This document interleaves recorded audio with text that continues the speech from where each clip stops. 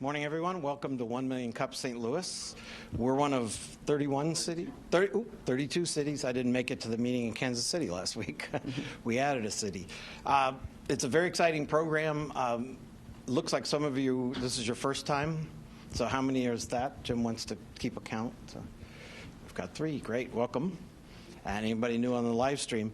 So how 1 Million Cups came about is the Kauffman Foundation for Entrepreneurship in Kansas City has programs all the time around entrepreneurship, and they have a nice auditorium. They bring 200 or 300 people in a room, and one of their interns said, this doesn't make sense to me. We bring these people in the room, we make them face forward, and then send them home. Wouldn't it make more sense if we got them to talk to each other?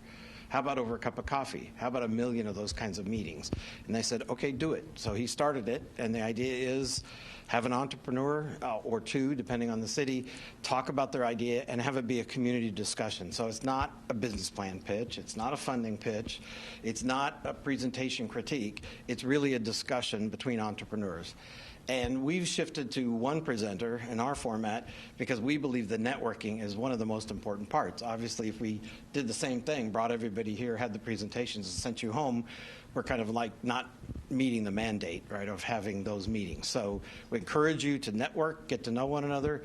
Some of you have come here because I dragged you here and said, if you want to do this, you want to know about startups, you better get to 1 Million Cups. So it's an exciting time in St. Louis. Lots of great things are happening.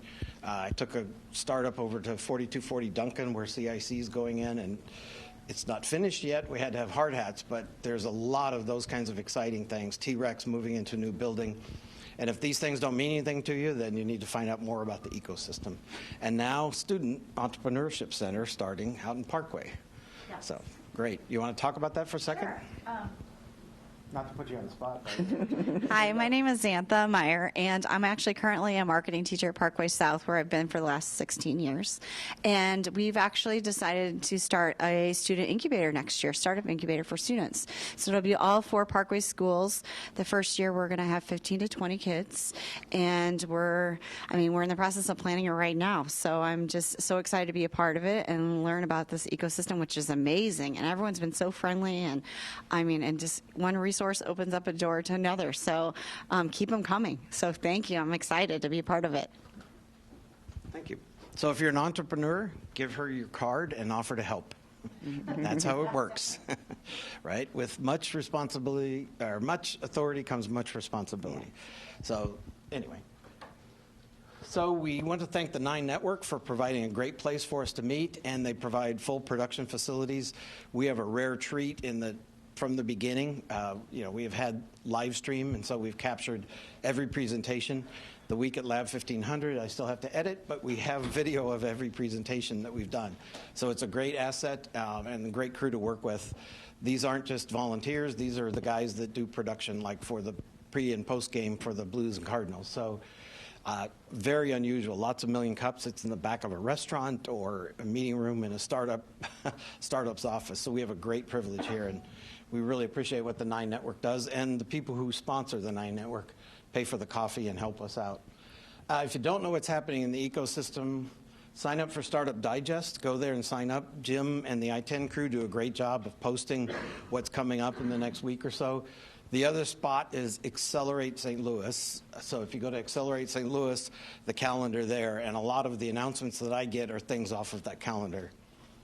It's not real sexy. They're just kind of text entries, so it doesn't really grab you. I try to make graphics out of it to make it more interesting. But if you're going to tweet about us today, which I would encourage you to do, and if you're on the live stream, tweet questions and we can relay them. People haven't been doing that, but we'd like you to. So 1 Million Cups STL, so the 1 being a number 1.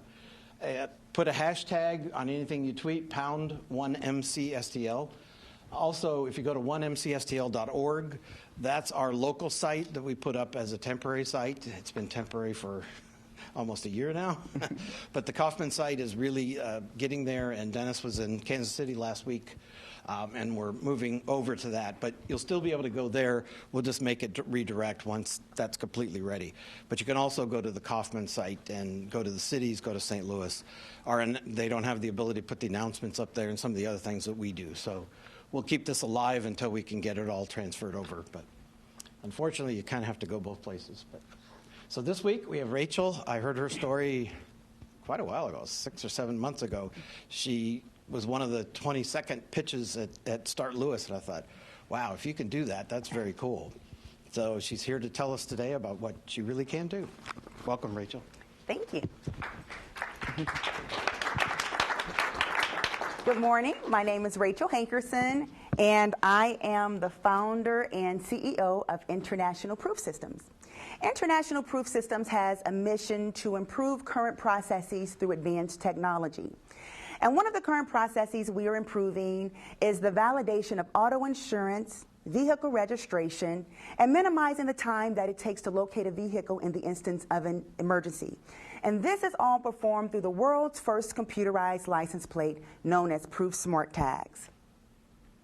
This all started back in 1994. I was an undergrad at Southwest Missouri State University, now known as Missouri State University, and I purchased my first vehicle at the age of 21. Oh, this was a beautiful time in my life. It was a 1988 Dodge Colt, and the maximum speed limit reached 120 miles per hour. And you know what I did, don't you? I did what the typical 20-year-old would do. My commute from Springfield, Missouri to St. Louis, I got out there on Highway 44, windows down, music up, and I put my foot to the pedal. And I tell you, I sped, and it felt so good. The wind was in my hair. And, you know, many times I was stopped by the police officer, and the officer asked me for 2 pieces of information. They asked for my driver's license and proof of insurance. Now, you know, my parents and I, we had an agreement. They said, Rachel, you pay for your car note, we'll pay for insurance. So they always provided insurance. The bad part was about that happened was that the insurance card was often mailed to my parents' residence in St. Louis, and they failed to give it to me in my dorm in Springfield, Missouri. So I often had the expired license. And each time I was pulled, I said, officer, I do have insurance. I do. You know, but when the police officer saw the insurance card, they saw the expired insurance. And so after a number of times, you know, the same old issue, I said, there has to be a better process with validating insurance, you know. And so there's a big idea called Proof, and Proof had many various stages. And one in particular was the computerized license plate. We need to find some type of process to validate auto insurance, vehicle registration through a computerized license plate. And so back in 1994, I just tucked that in my little book of inventions and continued to pursue my education. But it wasn't until 2008, the Great Recession of 2008, I found myself in the revolving door of unemployment. You know, and I had various assignments through the temporary agencies, but after a few months, after a couple of years, that expired, and I found myself right back into the revolving door of unemployment. And I said, there has to be a better system than this. I said, well, I'm still fairly young. I have my education. I have experience. Let me do what our grandparents of 1930 did during the Great Depression. So I said, rather than me standing here with my hand open for an employment opportunity, I'm going to turn the table, and I'm going to be the employer to provide employment opportunities for individuals. So in 2010, I got enough gall to step out on my venture. And, you know, still didn't have enough money, you know, so I started saving a little money here and there. And in 2013, I met up with a great patent attorney through Missouri Venture Forum, and he assisted me with getting my patent for Proof Smart Tags. And so in the midst of this time, I pitched to anyone that would open their door for me, trying to bring awareness of this computerized license plate. And in 2013, I received a notification that California was interested in an electronic license plate. Their governor already signed a bill, and even they had a release for an RFP. Or they were talking about a release of an RFP for an alternate plan to their traditional system. But only a few weeks ago, the latter part of March 28, 2014, I received a letter to participate in the RFP of California with Proof Smart Tags, the world's first computerized license plate. So I have a wonderful team that's assisting me. You know, as I stated earlier, I am the founder and CEO, and I have my master's degree. I have 2 undergrad degrees in information systems and business administration. And I do have experience with programming. You know, as you can see, Java, C++, VB, COBOL, BASIC. You know, but I'm not a programmer.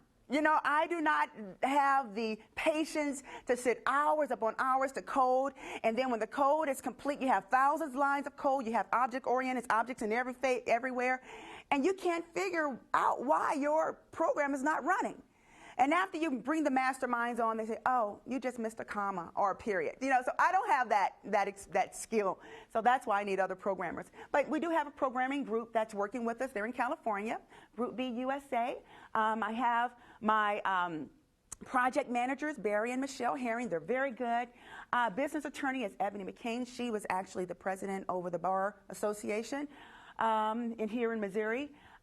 Charles McCloskey, I stated he's my patent attorney. I have Brenda Newberry and Rochelle Freeman, a great team of advisors, programmers, and project managers.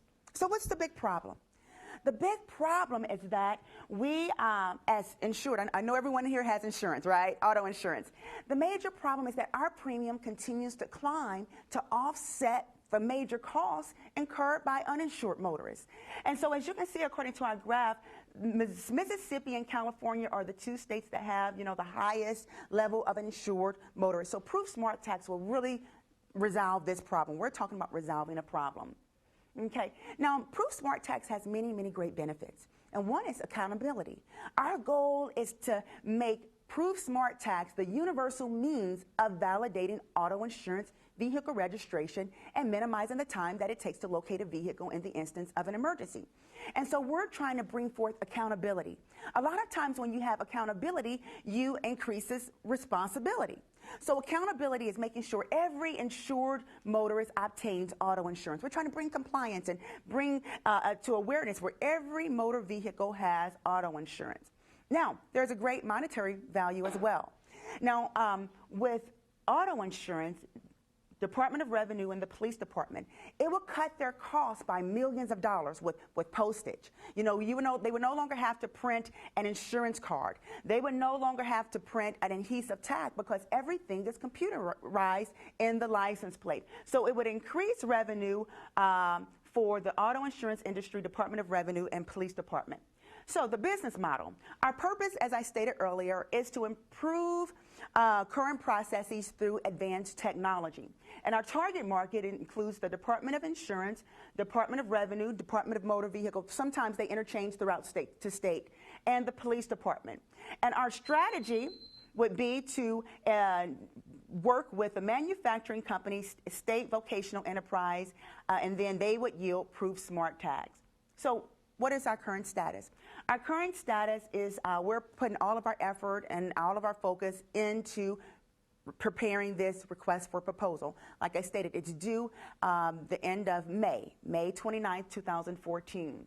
Our next step is to continue to work with state, local, and federal government to bring awareness of Proof Smart Tax. Because as I stated earlier, our goal is to bring Proof Smart Tax into each state of the United States of America and into our international markets as we go forward.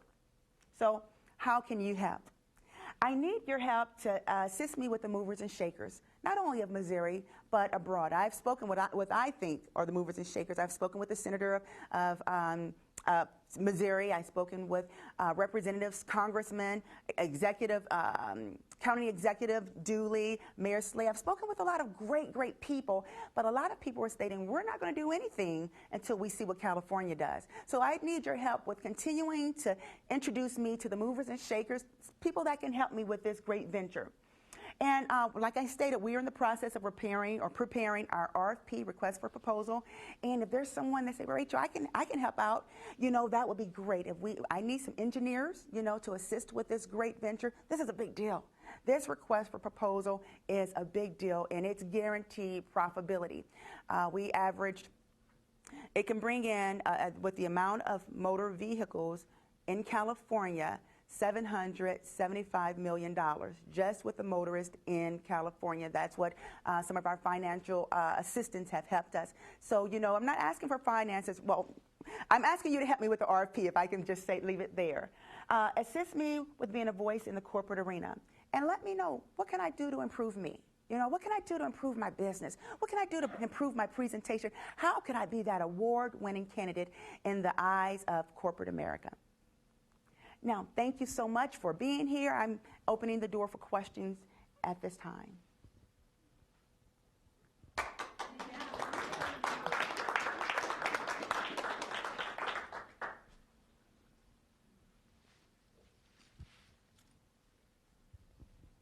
Hi, Rachel. Thank you very much. It sounds really interesting. I was curious to know, have you looked at other applications?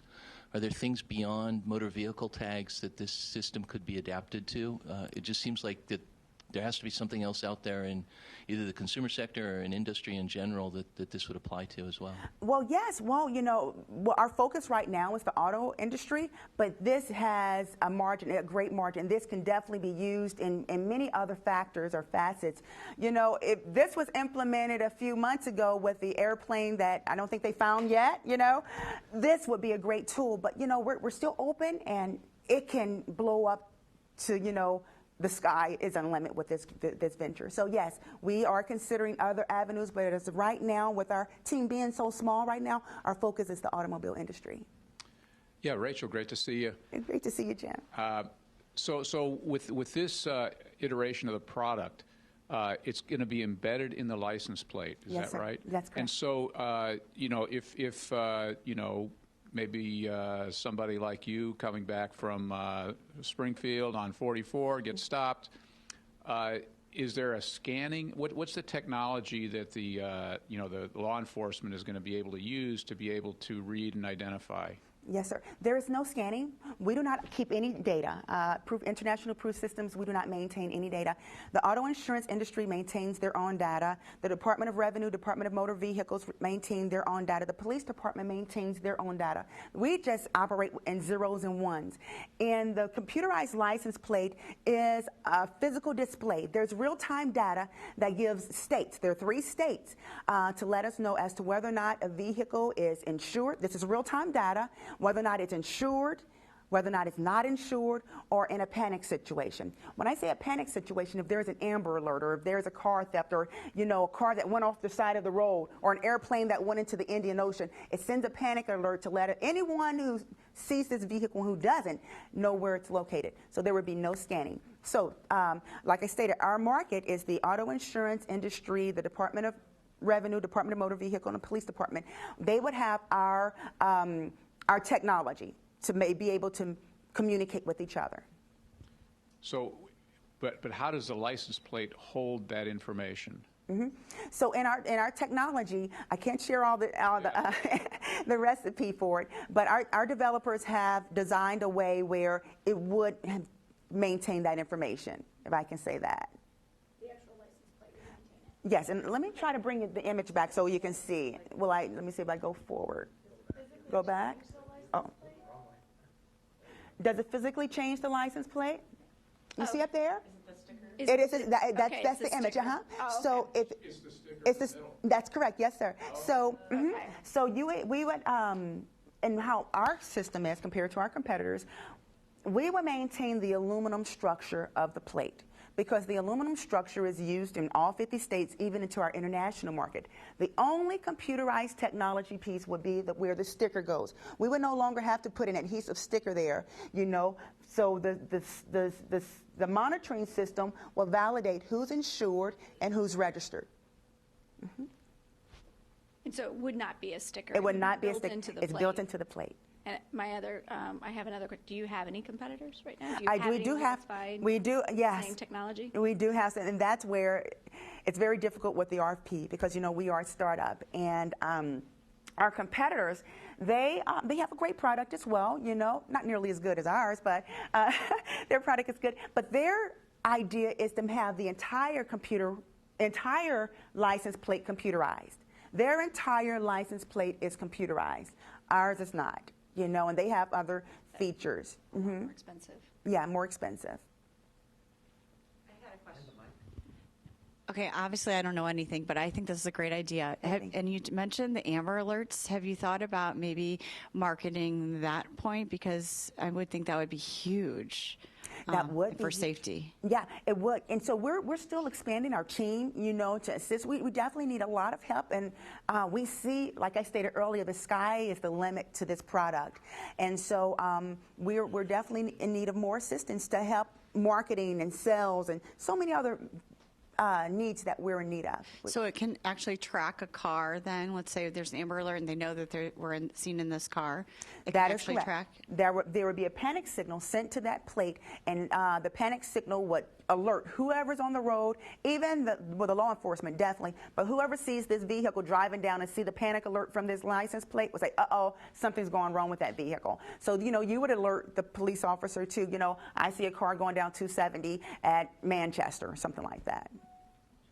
Do you think, though, okay, that's really interesting. I would think the police would be all over that.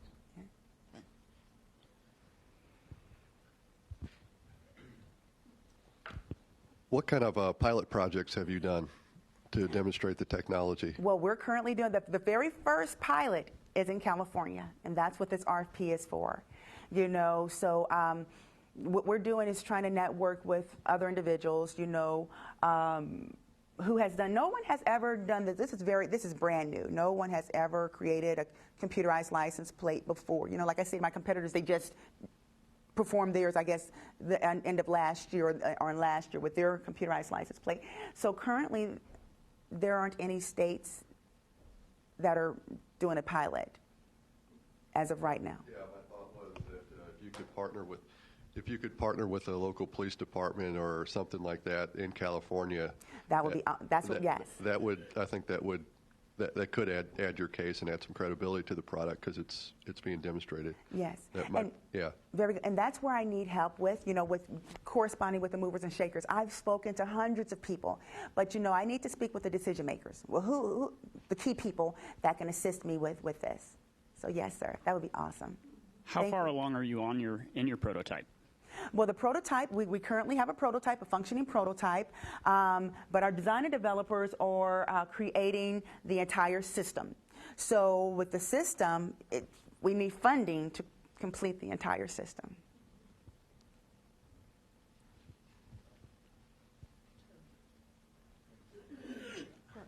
Thank you.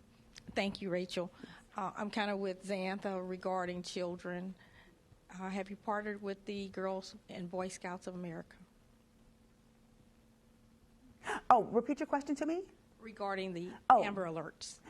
Oh, I'm sorry, say it again. Have you partnered with or considered partnering with the Girl and Boy Scouts of America?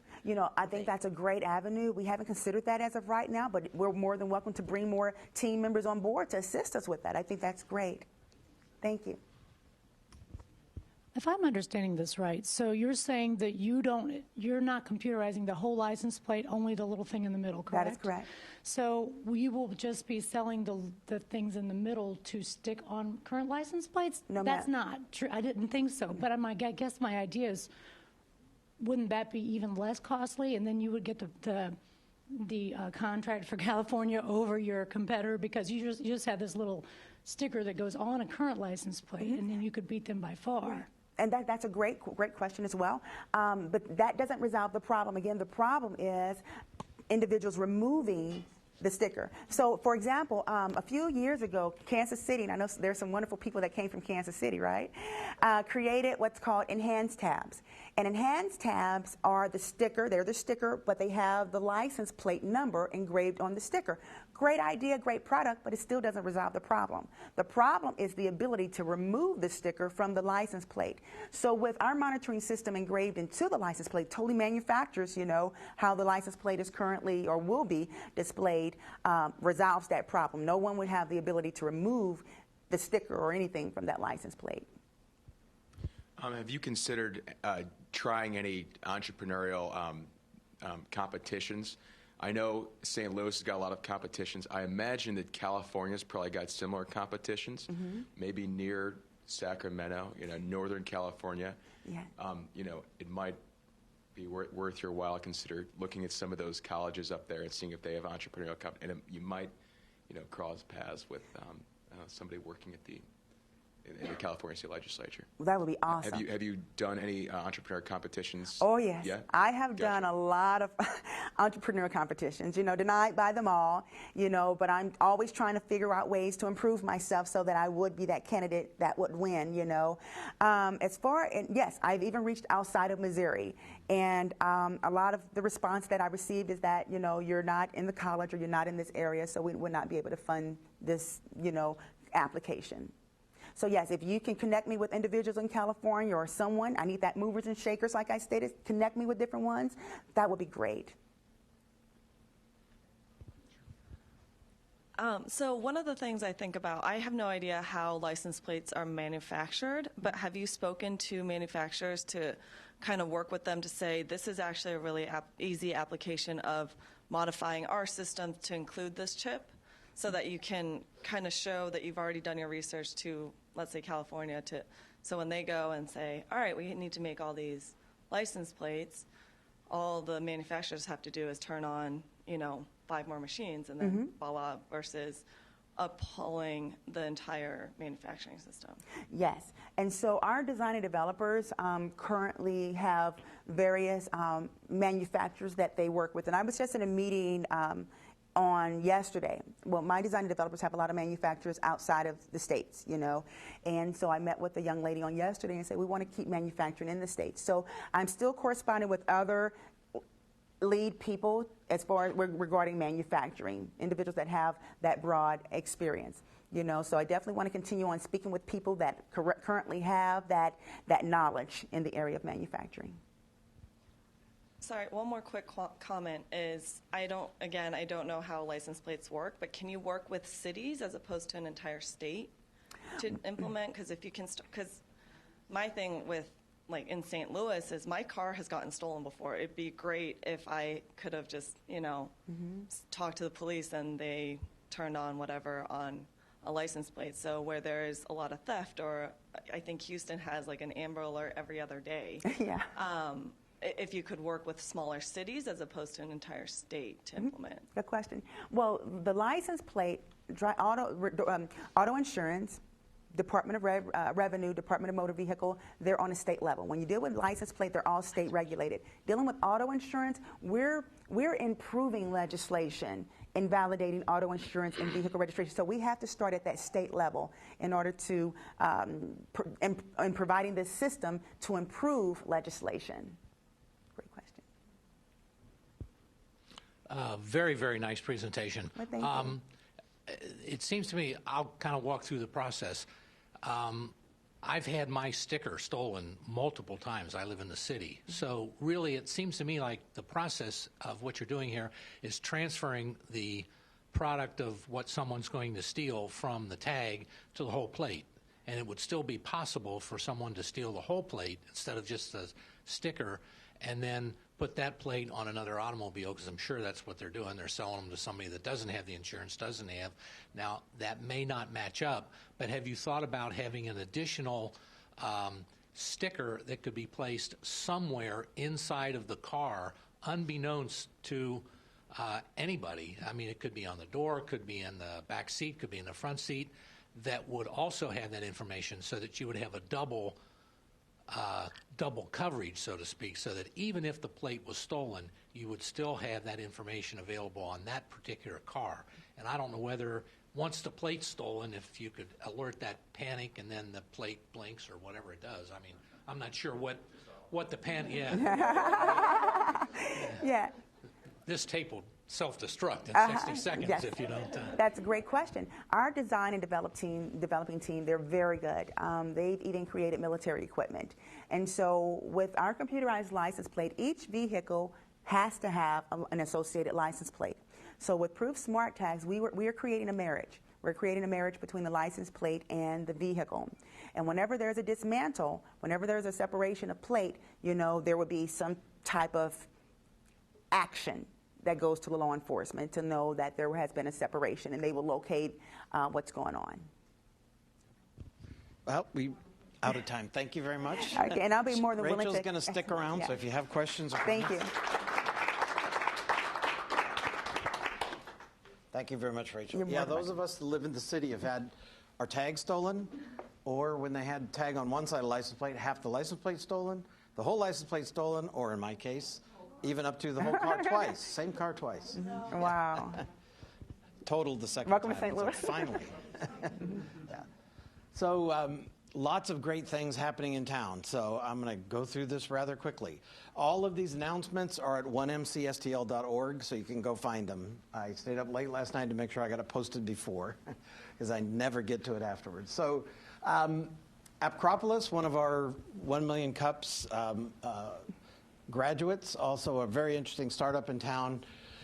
They have a mobile application development platform, and you don't really have to be a programmer. Raul came up with a great idea, and that is he was going to release his new version of the software. Why not do something good, right? So the challenge is building a website for a nonprofit, and I'm not going to tell you a lot of details, but go to acropolis.com. It's great because you don't have to be a developer. His system, you can develop from a website, a mobile app, very quickly, very easily. And he extended the deadline to April 30th. There's a nice cash prize, but even better, you're doing good, right, by working hard. Idea Bounce, Scandalera Center. Amy normally would do the announcement. She's not here today. She had another meeting. But this is a great series. 1 million cups is for companies that are 3 years or newer, have a scalable product, and are a company. Idea Bounce is like the first step. You have 2 minutes to present. There are judges. And each judge, or each presenter that wins, has lunch with the judges the next week, plus there's a $100 cash prize. It's a great event. It's always full of energy and fun. Lots of great people come.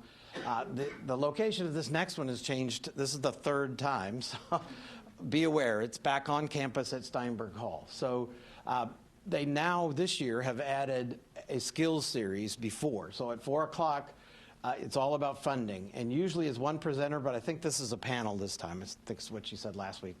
But always good content, so if you can get away at 4, do it. If not, come at 6. There's always free food and drink, so you can meet a lot of interesting people and learn about a lot of interesting things, ideas that people have. This is a great event that's going to happen Friday night. Riot Games, I don't know how many of you have heard of Riot Games. If you're not a developer or a gamer, you haven't probably. They're one of the hottest gaming companies in the country right now. They started in St. Louis. They're big in L.A. and big part of their studio. Their St. Louis office has been voted one of the greatest places to work. So it's a great place. They're having an open house. They have some announcements they're going to make I'm not allowed to talk about. But Friday, April 18th, if you want some free food and meet some interesting people, and if you like to play online games, they have a whole cafe where that's what they do, and so people will be doing that. But they're going to make some very interesting announcements. So it's right in Clayton at the Sevens building on the 10th floor. So Friday evening, 5:30 to 8:30. And if you have a Tesla, then you can drive really quick from there to Del Mar to Third Degree Glass. They're hosting the Tesla owners and Tesla enthusiasts. I happen to be an enthusiast, not an owner, but they're awesome cars, unbelievable technology. They're having what they call hot glass and cool cars. And this picture is proof that Jim McKelvey is not only about squares. Sorry, that's a bad joke. You'll have to look online and figure that out. Anyway, that's Jim. So the Third Degree Glass Studio is a very cool place. We've had lots of events there. We had Launch Code launch event there. You can actually participate and blow glass. I think it's $35 or $40. So you can actually do it Friday evening, blowing glass, and have a piece at the end. And you could also see some Teslas and learn from the owners. At one of the TEDx events, we had the opportunity with one of the owners to film her describing the technology, and it's just mind-blowing. I have about an hour and a half for the video. I haven't edited yet. But that's why I say I'm an enthusiast. It's an amazing automobile. So great event from 6 to 10. So you got plenty of time to go to Riot Games, hang out with the cool kids, and then come down with the wealthy kids. Gateway to Innovation, Jim? Are there any tickets left? I think there are. Yeah, there are some tickets left. Gateway to Innovation G2I conference is next week on the 23rd. It's all day. It's being held at the Hyatt downtown at the Arch. This is an annual event that brings a lot of world-class IT talent and focus on innovation to St. Louis. So it's a great opportunity to be exposed to some really cool ideas. It's primarily geared towards larger corporations, but there is a undercurrent of startup tech flavor in there. We've got a couple of the I-10 folks that are going to be presenting in some of the breakout sessions. If you want to register, go to the g2iconference.com. If you use the code word I-10, all caps, I-T-E-N, it's a $100 discount off the admission price. But I recommend if you're interested, and you can see that there's quite a few people that go. I think it's going to be about 1,000 people there. So it draws people throughout the region and beyond, and brings in speakers from across the country. Great. Thank you, Jim. That same evening, the first night, the Cook School of Business and St. Louis University has the Smurfit Stone Entrepreneurial Hall of Fame. Can't get that out. Too many words. Wednesday, April 23rd, 6 p.m. is the reception, 7 p.m. the program, and you can see the honorees. Great group of honorees. If you're interested, go to business.slu.edu and look up the Hall of Fame. There's a post for that. So great, as I said, great panel of honorees, and last year's were equally as impressive. So great opportunity to find out some of the Billikens who've done well. Our own Travis Sheraton, who's not here this morning, but usually here every week, who helps run some of the county incubators, and now he has a broader role of innovation and entrepreneurship for St. Louis Economic Development Partnership, is the keynote speaker at a meeting coming up on April 26th. It's only $10, pay in advance, but you have to go to stlblackmba.org to sign up. Limited seating, so by Friday you have to sign up. Arch Rails, it's a new development group in town. Rails, Ruby on Rails is a development framework, very popular, very scalable, lots of web services. The new group has had a couple of meetings. The next one's on the 29th at one of our incubators, Nebula, which is down on Cherokee Street. So if you want more information, look up archrails.org or tweet out or watch their tweets at Archrails. Lab 1500, another one of our incubators, is having a very interesting event coming up on Friday, May 2nd.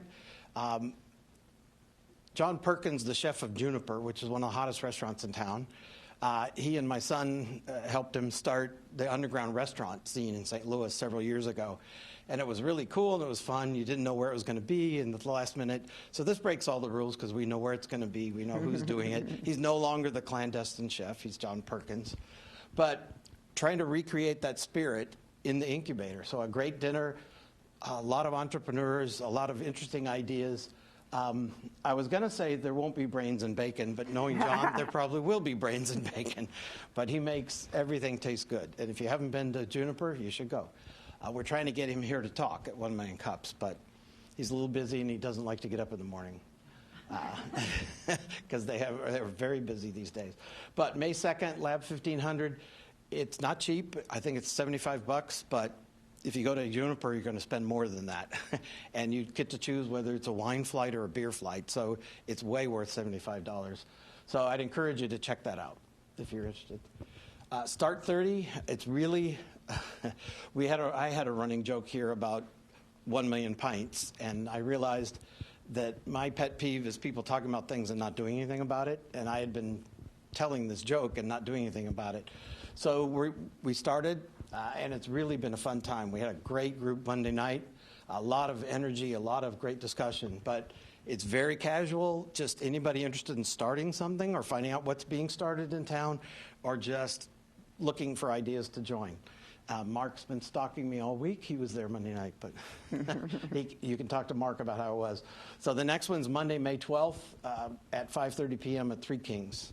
And they treat us nicely, give us a nice space, and great event if you just want to find out what's happening in town and meet up with people that have some interesting ideas. Missouri Venture Forum was mentioned already once. They're having we're trying to reach out more to entrepreneurs and to startups. So this is called a happy hour with benefits.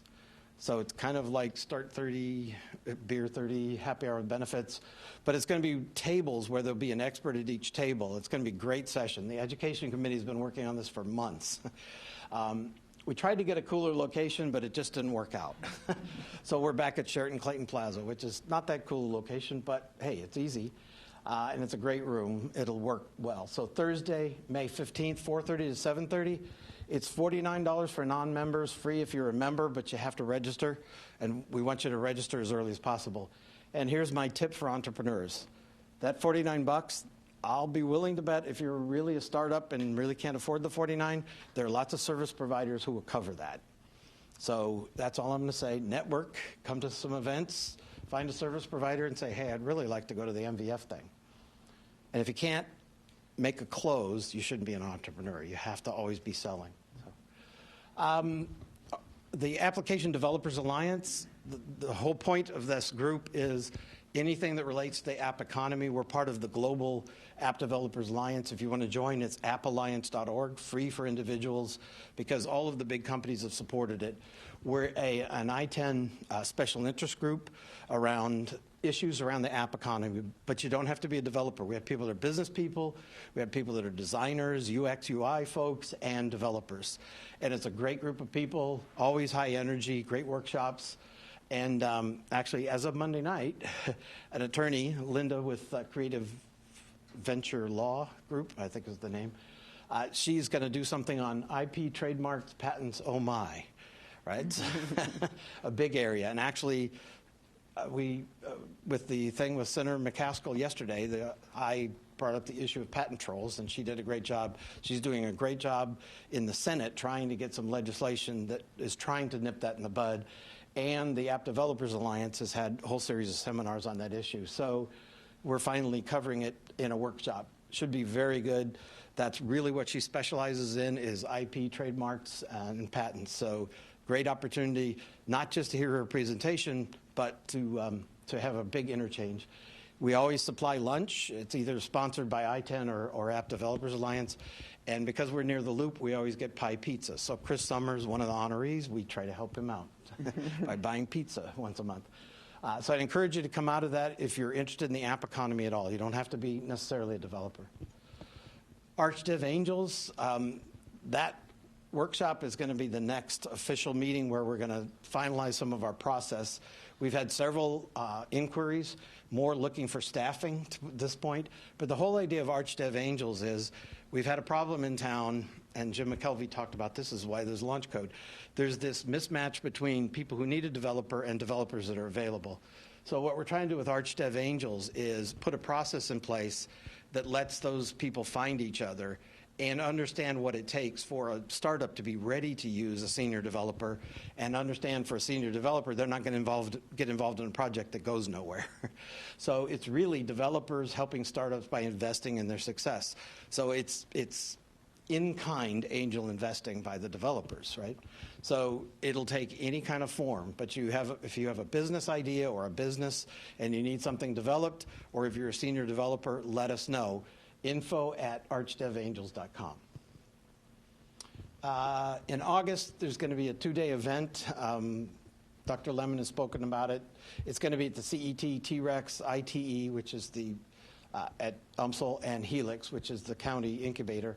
So very interesting. There's not going to be any charge. Go to leverstl.org or leverstl.org, depending on whichever way you want to pronounce it. So to learn more about that, and we don't have much more detail yet, do we? The website didn't look updated. So, all right. So next week, I'm not sure who. Well, we've got Noda from Kansas City. Oh, that's why. We have a guest. So with 1 Million Cups, we're trying to network more. We've had 2 startups from Kansas City come and present. We've had Elizabeth went to Kansas City and presented. So the cities are starting to cooperate and give the opportunities an opportunity to spread their ideas and spread the information about what they're doing and get other feedback from other communities. So encourage you to come next week. We'll put it up on the website later this week, or it may already be up there, but it doesn't shift until the presenter is gone. So now, as we said, the whole point of this is networking, right? Having 1 million cups and talking. So that's the time now, so please take advantage of it. Thank you for coming.